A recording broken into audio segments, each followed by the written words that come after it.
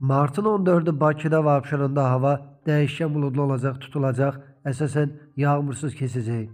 Milli Hidrometeorologiya Xidmətindən bildirilib ki, lakin gecə və səhər bəzi yerlərdə zəif duman olacaq, şimal-qərb küləyi, cənub-şərq küləyi ilə əvəz olunacaq. Temperatur gecə 2-5, gündüz 8-13 dərəcə isti olacaq.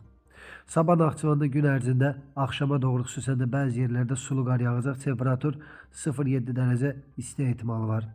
Azərbaycanın əksər rayonlarında sabah yağıntı gözlənilmir, lakin səhər və axşam bəzi şimal-qərb rayonlarında yağış yağacaq, dağlıq rayonlara qar yağacaq, arabir duman olacaq, şərq küləyi əsəcək.